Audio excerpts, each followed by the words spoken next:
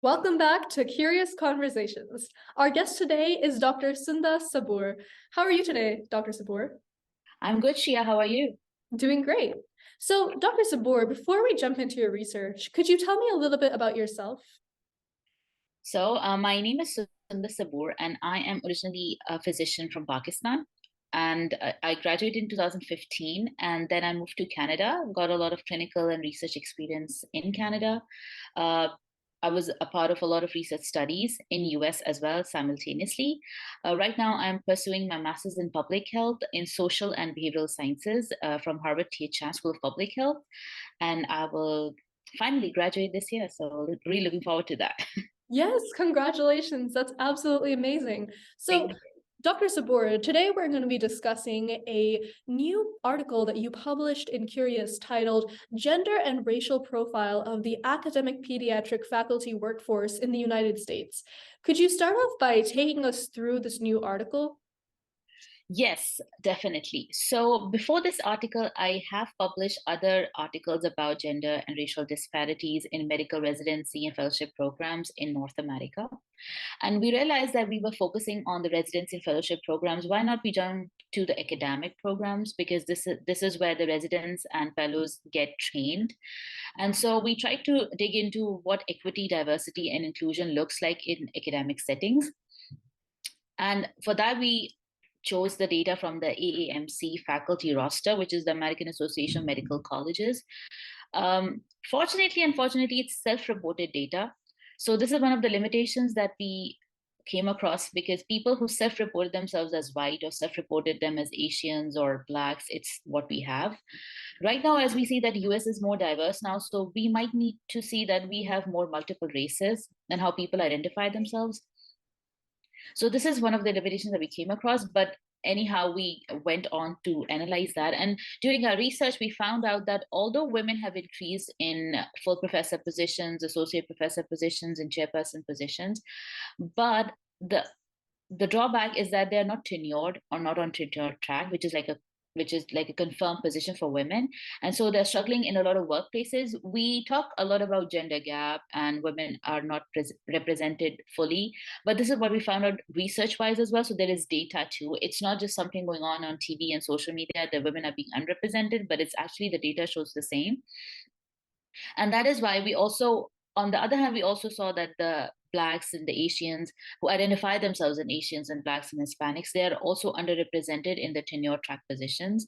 And so there's an overall need to create some multifaceted strategies to increase the engagement of women and underrepresented minorities in academic pediatrics specifically.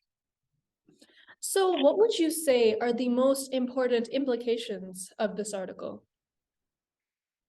What we try to identify is that what are the causes and how we can improve that.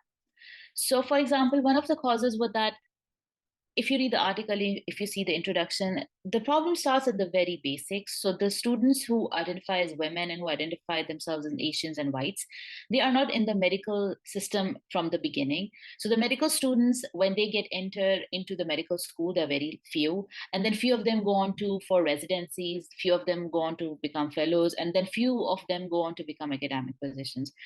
And academic situations as a whole, they do not support women a lot with their citations, their research projects, and women have to always work harder than men to achieve.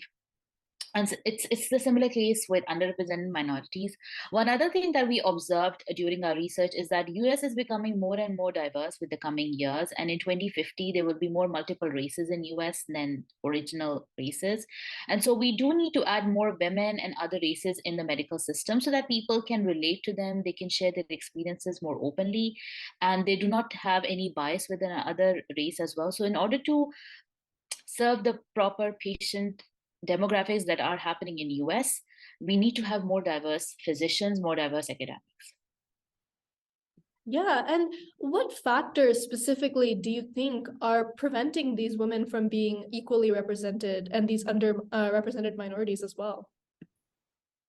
So one of the things is that women and underrepresented minorities are not represented fully in the leadership and management positions, and those are the people who select the candidates.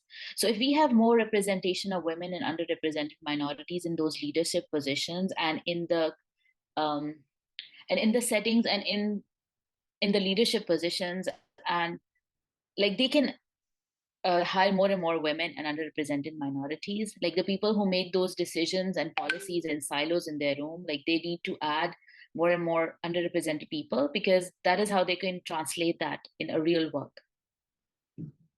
So, given all of these hurdles that women and underrepresented minorities face, what do you think are some steps that medical colleges, as well as other facilities, can take to increasing representation?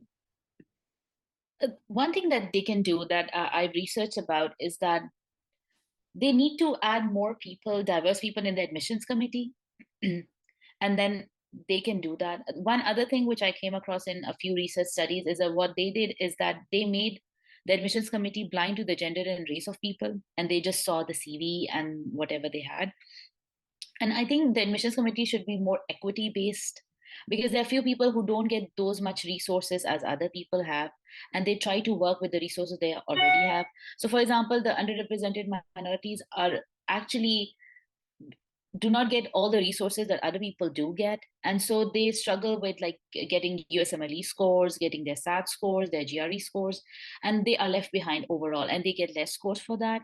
What if there is a way that you can make an equity based academic setting in which, according to each and every individual's needs and basic rights, like they can get admissions committee, that they can look in their application and see if they can be a better candidate for their program or not. And you briefly touched on this earlier, but I wanted to ask you to elaborate really on what some of the drawbacks of not having enough women and underrepresented minorities in positions in academic pediatrics would be. Like, how does that affect the field? So if you've heard about the terms the cultural competence and the cultural humility, and as I said, that more and more immigrants are coming to US, and there are a lot of language barriers, there are cultural barriers, and not so like you cannot treat everyone with the same thing. Like everyone has their own mental health needs as well, and their cultural factors as well. So if you want to have a better healthcare system in US, you need to add people from other cultures, other languages as well, so that the minority patients can relate to them and they can open up to them. Wonderful. Well, thank you so much for sharing this article with us, Dr. Saboor. I wanted to ask you, what work do you have planned in the future for further studies? Or I know you're studying public health. So what are your future works?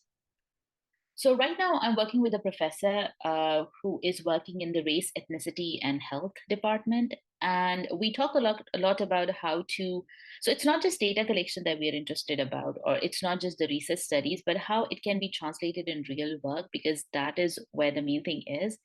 And we need to identify a lot of structural racism that exists in workplaces.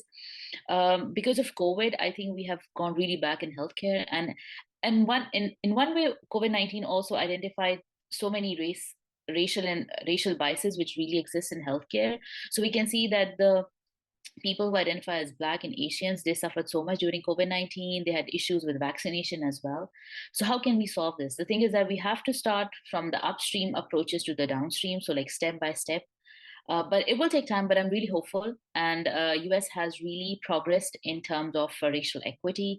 And we're really hoping for a very bright future for US. And our final question for today, who is the one person who you can say really inspired you? The one person who really inspired me, and because of him, I was able to do all these researches, is Dr. Sadiq Naveed.